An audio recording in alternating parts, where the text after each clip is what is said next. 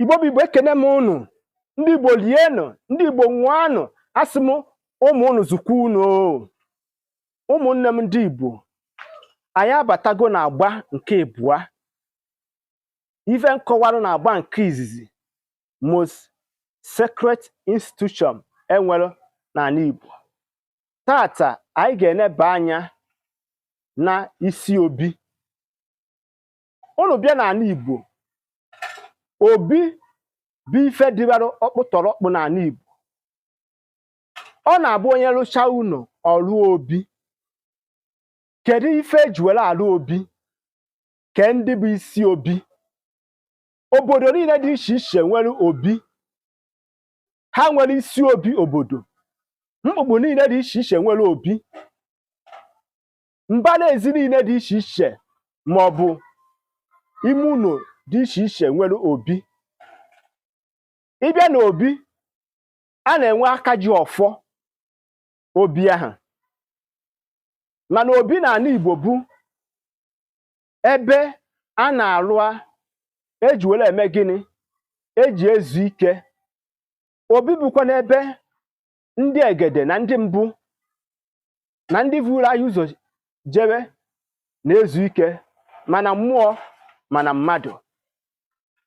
Obi tata mụ na gị nọ abụrụgo ife echefuru, ma ọ bụ ndị nwere obi n'ala Igbo.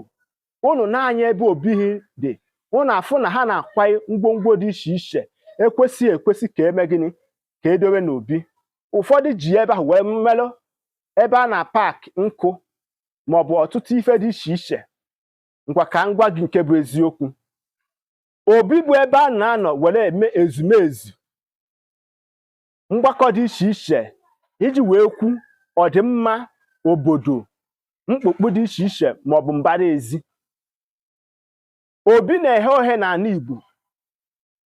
Obi ọbụla alụcharụ gbachie n'ala Igbo anyị bụ warehouse ka ọ bụ. Gwa na fa na mụnwa bụ Maazi-UC na-ekwu na obi ọbụla alụcharụ gbachitọwa ya na key no warehouse ka ọ bụ.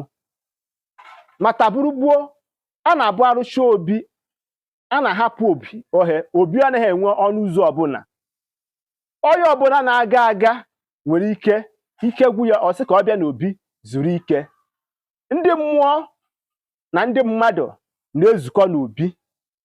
Ọ bụ n'obi ka a na-anọ wee mee gịnị? Kpebie ọtụtụ ikpe nke siri ike n'obodo. Ọ bụkwa n'obi ka a nọ were eme gịnị? Eme ezumezu dị iche iche. Obi ọbụla na ịbata n'ala Igbo, a na-enwe ọjị n'obi, a na-enwe edo, a na-enwe nzu, a na-enwe ọfọ n'obi ahụ. Mana tata, mmadụ one na-alụ obi n'ala Igbo? Even ndị nze na ọzọ anyị ji wee dị ebube, mmadụ one na-alụ obi? Ụfọdụ na-asị that obi doesn't matter n'ọdịnala na omenala Igbo. Maka na gịnị mere? N'ihi na ọtụtụ ndị nwe obi ikekwe bụ na ha na-eje ụka. Mana ka m gwazie gị nke na-agba anya mmiri, unu ga-afụ ndị nwere obi ebe ha tọnụgo ebe a na-eme ekpemekpe nke ndị ụka. Nwanne m nwoke, nwanne m nwaanyị, na-anya ngwuru gị, chebaa okwu a m kwuru, malụ na ọ bụ eziokwu, na ọ bụrụ eziokwu. Ọ bụrụ na obi gị na-adị ya, chekwaa ife iji wee dị ebube, ka ife iji wee dị ebube a ghara ifu na gị. Ọ gwụsịkwa ka ọ ha n'onu. Asị m onye anwụ na ngwọ na nkwụ na-abịa.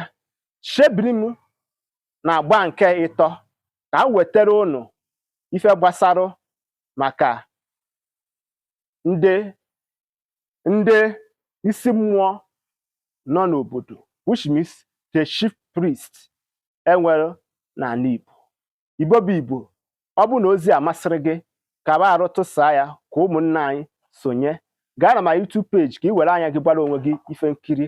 Aka m bụ onye nke unu, Maazi-UC.